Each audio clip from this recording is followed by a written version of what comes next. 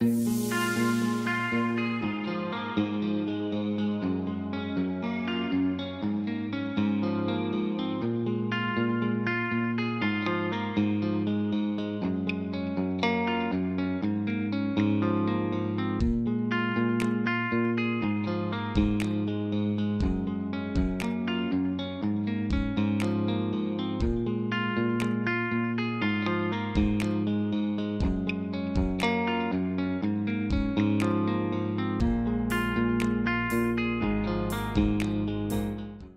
a découvert que Pierre était autiste à l'âge de 24 mois, après avoir eu son diagnostic. Pour l'intégrer à l'école, ça a été très compliqué. Donc pour l'intégrer à l'école, il a fallu qu'on fasse son dossier auprès de la maison des départementales des personnes handicapées pour le faire reconnaître, pour avoir justement une AVS pour qu'il puisse aller à l'école. Et à l'école, il a intégré l'école maternelle de Saint-Martin-en-Bresse, où ça s'est très bien passé pendant les 4 années où il y a été, parce qu'il est rentré à l'école pas à l'âge de 3 ans, mais à l'âge de 4 ans. Et ça, il ne faut pas l'oublier. Il y a eu 1 an de retard, le temps que le dossier soit traité. Une fois que le dossier a été traité, ça a été très simple. Mais il est rentré à l'école la première année où il allait qu'un matin à l'école par semaine. Ensuite, il y allait tous les matins la deuxième année. Et la troisième année, il y a été le lundi, mardi toute la journée et le jeudi, vendredi le matin. Et ça, c'est grâce à une très bonne cohésion qu'on a eue avec l'école, avec l'AVS. Et ça s'est très bien passé. Mais nous, ce qui nous inquiétait avec ma femme, c'était à savoir ce que Pierre allait devenir après sa maternelle, parce qu'on ne savait pas où Pierre allait aller. Est-ce qu'il allait aller en CP? Est-ce qu'il allait pouvoir continuer l'école normalement? On commençait à s'inquiéter là-dessus. Donc aujourd'hui, Pierre a intégré l'IME de Viray-le-Grand, l'IME Georges Fauconnet. Il a intégré l'IME depuis le mois de septembre 2019 et ça se passe très bien. Avec son éducateur Vincent, il y a une cohésion incroyable. Les progrès, on les voit. Pierre, il commence à dire des mots, il commence à placer des mots, mais vraiment à des moments incroyables. Même moi, je me suis mis à pleurer le jour où il m'a dit merci en anglais, et ça date d'il y a à peine 15 jours, quand je lui ai donné à manger et qu'il m'a dit thank you. J'en ai pleuré, mais je lui ai dit, mais mon fils c'est gentil, mais il faudrait que tu te mettes à parler en français, ça serait mieux. Mais j'en ai pleuré, mais j'étais heureux parce que je vois que Pierre, il fait des progrès. Il a une meilleure cohésion avec les enfants de l'IME aussi. Il accepte les autres à côté de lui. Il joue avec les autres enfants, chose qu'il faisait pas avant parce que c'était compliqué. Aujourd'hui, il est dans une structure qui est franchement super. Il a des éducateurs qui sont super. Et ça, je les remercie parce que on a un contact régulier avec eux tous les 3 mois, on a un rendez-vous avec l'éducateur pour voir les progrès qu'il fait, qu'est-ce qu'on peut améliorer. Et franchement, c'est extraordinaire. On voit le changement. Et c'est pour ça que je dis maintenant aux parents, ne baissez jamais les bras, continuez à vous battre pour votre enfant, continuez à vous battre pour vos droits, parce qu'ils sont importants. Nos enfants, ils ont le droit d'aller à l'école comme tout le monde, même si c'est en institution. Il ne faut pas avoir peur des institutions. Il faut bien vous dire qu'il ne faut pas baisser les bras. Moi, je ne baisserai jamais les bras pour mon fils. Alors Pierre, avant qu'il rentre à l'IME, il communiquait par l'image, mais il a fallu qu'on l'emmène en rendez-vous chez l'orthophoniste. Avant même qu'on ait mis en place les rendez-vous, avant qu'on ait eu son diagnostic, qu'on commence les rendez-vous, Pierre faisait des crises. Il faisait des crises parce qu'on ne comprenait pas ce qu'il voulait au début. Moi, je dis clairement déjà que l'autisme est un handicap et non une maladie, parce que beaucoup de gens me disent que je dis que c'est une maladie alors que c'est pas le cas. J'ai toujours dit que l'autisme était un handicap et moi je le répète encore aujourd'hui, l'autisme est un handicap parce que Pierre va vivre avec son autisme toute sa vie. Et ça, les gens, je pense qu'ils ont encore du mal à le comprendre. Mais voilà, avec Pierre, la communication par l'image fonctionne. Aujourd'hui, il continue et maintenant il commence à venir nous chercher pour nous demander ce qu'il veut aussi. Il commence à pointer du doigt les choses qu'il veut. Il arrive maintenant aussi à avoir une autonomie de lui-même parce que la propreté commence à s'acquérir. Avant, il ne pouvait pas aller aux toilettes tout seul. Aujourd'hui, il commence à aller aux toilettes tout seul, ce qui prouve qu'il faut continuer qu'on voit les progrès et que les progrès ils se font aussi grâce aux éducateurs de l'IME et grâce à ce qu'on a mis en place avec ma femme au début. Pour Pierre, oui, pour qu'il aille à l'IME, il y a un taxi qui vient le prendre tous les matins. Donc il s'entend très bien en plus avec les chauffeurs de taxi parce que c'est des taxis différents, c'est jamais les mêmes et ça se passe très bien. Les premiers jours où il prenait le taxi, justement, quand il sortait de l'IME et qu'il voyait tout de suite le taxi, il partait direct, il savait que c'était l'heure de rentrer. Aujourd'hui, maintenant, c'est complètement intégré. Donc le matin, ils viennent le chercher et ils nous le ramènent le soir. Il est à l'IME toute la journée, sauf le vendredi où il finit à 13h30 parce que l'IME est fermé le vendredi après-midi. Mais sinon, il fait des semaines très chargées. Des fois, il est fatigué, des fois, il l'est pas. Il est plus fatigué le jeudi parce que je sais que le jeudi il a piscine. Il fait du cirque, ils font des sorties sensorielles, ils vont se promener dans les bois avec les éducateurs. Ils travaillent, ils ont une maîtresse qui vient spécialisée, formée au handicap, qui est là aussi pour leur donner des cours. Et ils travaillent aussi bien avec les éducateurs la psychomotricité, ils travaillent la communication, le langage, la propreté, le manger. Intégrer les aliments dans la nourriture, parce que Pierre, c'est encore compliqué aujourd'hui. Pierre, lui, ce qu'il mange encore actuellement, c'est toujours les nuggets, les frites, le jambon, tout ça. Et on essaye justement de lui intégrer des nouveaux aliments. Avec ma femme, on essaye en mettant des aliments, des légumes. On essaye d'intégrer les légumes. On a regardé comment on fait. On a beaucoup de soutien aussi là-dessus, parce que beaucoup de parents qu'on connaît nous expliquent comment ils font aussi avec leurs enfants. Et c'est ça qui est bien aussi dans le monde de l'autisme, c'est que tous les parents se soutiennent. On se soutient parce qu'on se donne tous des conseils. Et ça, c'est extraordinaire aussi, parce que ça nous a permis de rencontrer des personnes extraordinaires. Parce que dans notre parcours, on a quand même rencontré le docteur Saravan aussi, dans notre parcours. On a rencontré Laurent Savard, le comédien. Et voilà, ils nous ont donné des conseils. Le docteur Saravan nous a donné énormément de conseils pour la gérance du comportement et tout ça. Et c'est des amis qui sont extraordinaires et puis qui prennent des nouvelles régulières de Pierre. L'objet fétiche de Pierre, oui, c'est le fil électrique. Donc pourquoi les fils électriques? Alors je peux pas vous dire. Je pense que c'est ce qu'on nous a expliqué. Ça peut être un prolongement de son corps. C'est comme si, par exemple, un enfant qui naît, comme une maman l'allait, on lui donne du lait. Pierre, c'est un peu pareil. C'est un prolongement de son corps. Quand on lui enlève, il va vous faire des fois des crises, mais maintenant il la lâche de plus en plus souvent. Mais quand Pierre a besoin de se canaliser ou de se calmer parce qu'il sait qu'il va faire une crise, il va tout de suite aller chercher ce câble et tout le temps jouer avec.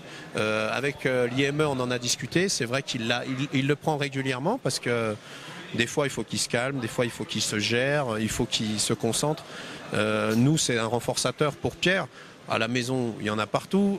Il s'amuse des fois à les enlever de la télé. Hein. Ça arrive parce que faut pas croire, Pierre, c'est ça. Pourquoi c'est ça, je peux pas vous dire. Mais d'autres enfants, c'est les peluches. D'autres enfants, c'est les voitures.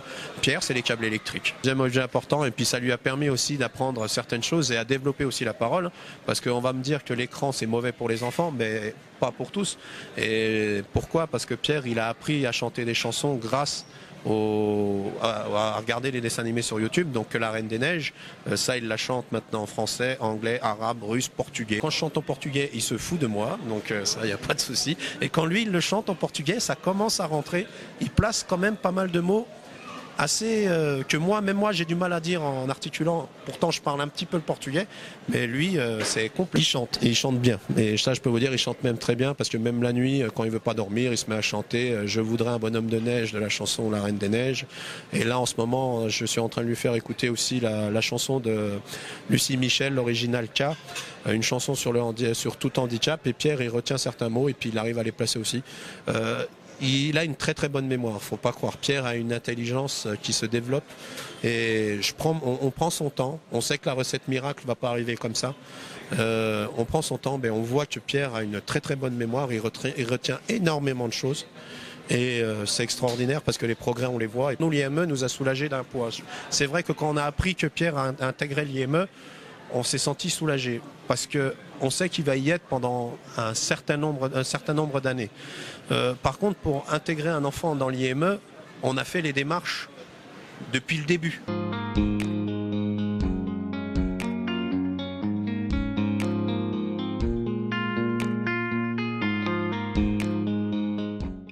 Donc l'IME fait partie d'un dispositif géré par cette association. L'IME est un établissement qui accueille des enfants en situation de handicap, d'une part des enfants qui ont une déficience intellectuelle, donc pour 71 d'entre eux, et pour 10 d'entre eux, des troubles du spectre autistique. Nous avons ouvert au sein de l'établissement depuis mai 2019 un dispositif autisme pour permettre d'accueillir des jeunes ayant des troubles du spectre autistique en mettant en œuvre les méthodes et les méthodes d'accompagnement adaptées et également en mobilisant les moyens humains et notamment un taux d'encadrement plus important que pour des enfants présentant une déficience intellectuelle. Et puis avec des lieux dédiés. Le dispositif autisme de l'IME accueille accueille et prend en charge 10 enfants âgés de 6 à 20 ans, tous porteurs d'un trouble du spectre de l'autisme, avec un degré de sévérité et de dépendance bien évidemment variable. Nos 10 jeunes sont donc répartis sur 3 groupes, 3 classes d'âge différentes. Donc un premier groupe de petits, constitué d'enfants âgés de 6 à 10 ans, sur lequel est positionné Pierre. Un second groupe où on va retrouver les enfants âgés de 11 à 15 ans. Et enfin un troisième groupe sur lequel évoluent les enfants âgés de 15 à 20 ans. Le dispositif autisme est créé et fonctionne dans une dynamique d'inclusion sociale et professionnelle. Notre établissement a vraiment à cœur que l'accompagnement des enfants TSA, aussi spécifique qu'il puisse être, ne soit pas malgré tout coupé de la vie du reste de l'établissement. Donc c'est dans ce cadre-là que l'accompagnement des enfants est pensé avec des temps d'inclusion à la fois sur des activités extérieures vers le monde ordinaire, et également avec des temps d'activité passerelles avec le reste des services de notre établissement, notamment le service de la section d'éducation d'enseignement spécialisé et la section d'initiation aux premières formations professionnelles. Pierre est donc sur le groupe des petits, de 6 à 10 ans. Il interagit sur ce groupe-là avec 3 autres jeunes et est encadré par 2 éducateurs spécialisés. Donc bien évidemment, il a des temps passerelles, notamment des temps de scolarisation plus collectifs, chaque matinée avec des rituels quotidiens d'accueil particuliers. Pierre bénéficie aussi d'activités éducatives diverses avec un accompagnement pédagogique adapté aux besoins spécifiques de Pierre, donc notamment des activités cirque sur l'extérieur, des activités piscine et des temps d'activités structurées, d'activités sur table pour favoriser les apprentissages cognitifs. Enfin, un autre axe central de notre travail sur ce dispositif autisme, c'est la généralisation des compétences. Il faut savoir que les enfants porteurs d'un trouble du spectre de l'autisme vont avoir des difficultés à généraliser un apprentissage d'un environnement à un autre. Il est donc essentiel pour nous de travailler avec l'ensemble des personnes qui gravitent autour de l'enfant pour l'aider à progresser au mieux dans l'ensemble des environnements qu'il va côtoyer. Donc pour cela, nos éducateurs spécialisés ont la possibilité de se rendre à domicile dans le cadre de visites régulières. L'éducateur référent de Pierre, Vincent, se rend régulièrement, à peu près toutes les 6 à 8 semaines, au domicile de Pierre pour rencontrer ses parents et également son frère et faire le point ensemble sur des objectifs de travail très concrets. Ça peut être travailler le brossage de dents, par exemple, travailler la posture à table, travailler le fait de passer moins de temps à jouer avec son câble. Des tas d'objectifs comme ça qu'on définit du coup avec les parents, en accord avec eux, et qu'on va travailler de manière transversale à l'IME et à la maison. Après la maternelle, on a une chance sur 2 que votre enfant continue sa scolarité. Il y en a des oui, il y en a des non. Et le problème des parents aujourd'hui, c'est qu'ils se battent pour intégrer leur enfant à l'école. L'école, c'est important parce que ça permet d'apprendre une autonomie pour un enfant handicapé. Moi, Pierre, il a appris beaucoup de choses à l'école maternelle de Saint-Martin-en-Bresse. Nous, on a aussi été à l'école 2 jours. J'ai été à l'école 2 jours pour montrer à l'EVS, à la maîtresse et au directeur comment gérer les crises de Pierre, comment le faire travailler, tout ça. On a mis ces choses en place, on a eu une très bonne cohésion par rapport à tout ça. Donc pour les parents, c'est vrai qu'intégrer leur enfant dans un institut médico-éducatif, c'est très compliqué parce que la liste d'attente est énorme. Il peut y avoir peut-être 60-70 enfants qui attendent une place. Et il ne faut pas se cacher, c'est que la France aujourd'hui, on a un retard incroyable. C'est que par rapport aux autres pays quand même outre-Manche, parce que moi je peux en citer des pays où l'intégration fonctionne. Il y a en Belgique, il y a au Portugal. Et ça m'a beaucoup surpris, c'est qu'au Portugal, les enfants, ils sont pris en institut. La France préfère payer des amendes à la Commission européenne pour justement l'intégration des enfants autistes dans le milieu scolaire que d'investir dans des structures. Moi, je trouve que c'est l'inverse qu'ils devraient faire. Parce qu'aujourd'hui, on est quand même le seul pays en Europe à avoir eu pour la 7e année consécutive une amende de la part de la Commission européenne. Au total, il y a 700 000 autistes en France, il y a 100 000 enfants. En Bourgogne, je ne sais pas le chiffre exact, j'ai entendu à la journée départementale de l'autisme apparemment qu'il y avait 225 enfants qui avaient intégré l'inclusion de l'école. Mais moi, ce que j'appelle l'inclusion, c'est que si un enfant va à l'école, c'est toute la semaine. C'est pas un jour par semaine. Au final, qu'est-ce qui se passe? C'est que la famille empathie et qu'il y a un des 2 parents qui est obligé d'arrêter de travailler pour s'occuper de son enfant à plein temps. Et ça, c'est aussi un problème pour les familles qui, par la suite, ne peuvent pas voir un bel avenir pour leur enfant. Parce que moi, je m'inquiète toujours pour l'avenir de Pierre, même s'il est à l'IME. Faut pas croire. J'aimerais qu'il ait une autonomie, j'aimerais qu'il travaille et tout ça. Mais je sais pas si ça sera le cas. Là, il est en IME, très bien. Mais est-ce que quand il aura ses 20 ans, il aura une autonomie pour pouvoir trouver un travail, pour pouvoir se gérer lui-même? Ça, c'est une question que je me pose régulièrement et je me continuerai à me la poser. Parce que pour moi, je sais que son avenir, à mon avis, il sera avec moi encore jusqu'à ce que je ne sois plus de ce monde. Et voilà, c'est un handicap, l'autisme, et il faut pas se cacher là-dessus. Ce n'est pas une maladie, c'est un handicap. Et c'est un handicap que ces enfants vont vivre. Ils vivent avec toute leur vie. Hein. Et je peux vous citer plein d'enfants que je connais qui sont dans cet exemple-là, comme Nathan, qui a 19 ans, qui est autiste, non déficient, mais qui communique avec la langue des signes. Est-ce que lui va avoir un avenir plus tard quand ses parents seront plus là? Qui c'est qui va le gérer? Vous voyez, ça c'est plein de questions que plusieurs parents se posent. Les journées des enfants du dispositif autiste sont très ritualisées, rythmées. Donc ils arrivent comme tous les jours de la même manière. Un temps d'accueil dans lequel on pose les affaires, on se détend. C'est un temps sensoriel où ils peuvent prendre leur marque et démarrer leur journée correctement avant d'attaquer un temps de classe. On se déplace dans un autre bâtiment pour aller en classe. Après, il y a ce temps de classe. Ensuite, on fait des activités, on fait un temps de récréation après le temps de classe. Et souvent des activités sensorielles qui sont coloriage, peinture, terre et des choses qu'ils apprécient avant de redémarrer sur le temps du repas, qui est un temps important. Parce que c'est pas évident pour les enfants, l'alimentation pour les enfants autistes, c'est pas évident au niveau sensorialité, au niveau du goût, ça leur envoie beaucoup de choses. La chance qu'on a, c'est que là, ils sont bien ritualisés, on mange ensemble dans une petite cuisine. On peut manger à 6, donc 4 enfants et 2 adultes. Et ils ont bien leurs repères, ils ont du mal à accepter qu'il y ait d'autres personnes qui viennent manger maintenant dans cette pièce. Et puis après le repas, on finit sur un temps détente avant d'aller en temps de récréation. Et on attaque les activités de l'après-midi. Alors il y a des grandes activités les après-midi qui jalonnent la semaine. Le mardi, on va au cirque. Donc ça, ils ont bien repéré. Hein. Souvent, même eux, ils nous amènent le lundi après-midi, ils nous amènent le picto-cirque, parce qu'ils, même des fois, le lundi matin, ils veulent aller au cirque. Donc hop, ils nous donnent l'image du cirque. Et ça nous fait travailler aussi sur le temporel. Donc on leur dit, non, c'est pas maintenant. Voilà, on leur explique, on retrace l'emploi du temps de la journée. Le mercredi, on fait une balade sensorielle. On appelle comme ça, balade sensorielle. On va se promener dans les bois. En fait, c'est un endroit, alors l'endroit qu'on a enfin trouvé, là, dans lequel on va depuis 2 mois, c'est un endroit qui a de l'écho. Donc en fait, quand il crie, ça renvoie l'écho, ça renvoie plein de sensorialité. Il y a le vent dans les arbres, il y a les animaux, il y a les oiseaux, il y a les bruits de la nature.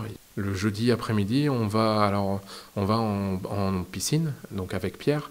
Donc Pierre, il va à la piscine, et puis avec un autre enfant, on est 2 adultes, on fait pareil, cette activité est très ritualisée aussi. Il y a la douche, on travaille ça aussi, parce que la douche, c'était pas facile, avoir de l'eau sur le visage. C'est pas l'apprentissage de la natation.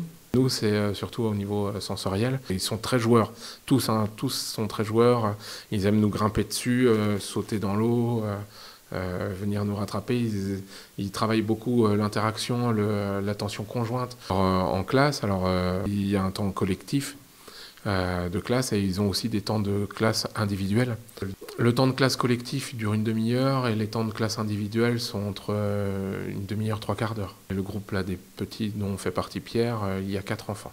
Sur les 4, il y en a un qui verbalise, qui parle bien, et une qui parle, il faut la solliciter. Il y a Pierre qui a du vocabulaire, et puis un autre enfant qui est non-verbal. Pierre, il répond beaucoup plus à son prénom quand on l'appelle. Au niveau des consignes, il respecte les consignes qu'on lui donne. Avant, il faisait ce qu'il avait envie, comme il voulait, quand on l'avait en activité. Par exemple, un parcours en gymnase, en sport, faire le parcours, et même si on lui tenait la main, il aurait refusé de le faire. Et là, il le fait parce qu'après, il a son renforçateur derrière. Il a compris il fallait respecter les consignes. Et ça, c'est assez impressionnant, c'est un gain d'énergie pour lui, comme pour les adultes qui sont autour de lui, dit des mots. Il réussit à demander, quand il veut demander, il réussit à dire des mots. Il nous dit quand il veut du pain, avant il avait l'image, il n'y avait pas de souci, tac, il avait même l'image, hein, c'était pas la photo, hop, il prenait l'image, il tendait à la main de la personne, parce que pour lui c'était la main qui donnait le pain. Donc il regardait la main et il donnait le picto à la main. Maintenant il réussit à nous regarder et à nous dire pain. Donc c'est colossal. Oui. Alors c'est vrai que ça paraît pour le commun des mortels des petites choses, mais c'est des choses qui sont... pour nous c'est les montagnes, quoi. Forçateur, c'est quelque chose qui va lui donner une sensation, une émotion, quelque chose qui va lui apporter du bien-être et du plaisir. Et donc voilà, on ne sait pas pourquoi, hein, c'est quelque chose qui marche pour un enfant, ne marchera pas pour un autre. C'est cette envie de renforçateur qui peut être utilisée pour développer le langage, la communication, le travail pédagogique. L'intérêt des établissements comme le nôtre, des IME, des instituts médico-éducatifs, c'est de travailler au mieux l'inclusion, l'insertion et leur orientation. Le souci principal, c'est la communication, c'est les problèmes particuliers, c'est le manque de communication et la compréhension des choses. C'est vraiment là où c'est quand l'enfant autiste ne comprend pas qu'il se met qui peut se mettre en crise ou qui peut se mettre à crier parce que c'est son moyen de s'exprimer parce qu'il n'a pas compris ce qu'on lui demandait. C'est eux qui seront là tout au long de la vie de l'enfant. C'est eux qui connaissent mieux l'enfant que nous. C'est eux qui l'ont les nuits, qui l'ont au quotidien, pendant les vacances, qui l'ont les week-ends. Nous, on l'a sur la journée, sur des temps éducatifs. On est plusieurs. Voilà, on est une équipe pluridisciplinaire, on peut se passer le relais. La famille, elle ne peut pas passer le relais. Et c'est pour ça qu'on est un relais pour la famille et on doit travailler ensemble en lien avec les familles. Et ils nous apportent énormément de choses aussi, les familles. On est beaucoup en communication avec les familles parce que les familles, elles nous aident à avancer dans notre travail au quotidien, comme nous, on peut les aider à avancer dans leur travail parce que c'est un réel travail. Donc Pierre, lundi, il a une séance de psychomotricité et vendredi, un temps de plus de loisirs, de détente avec des activités éducatives, loisirs, détente qui sont plus récréatifs parce qu'on part en plus en décalé, la journée s'arrête à 13h pour eux. Donc il y a le temps de classe quand même, on ritualise de toute manière, hein. Il y a ce temps de classe et puis après c'est un temps plus récréatif.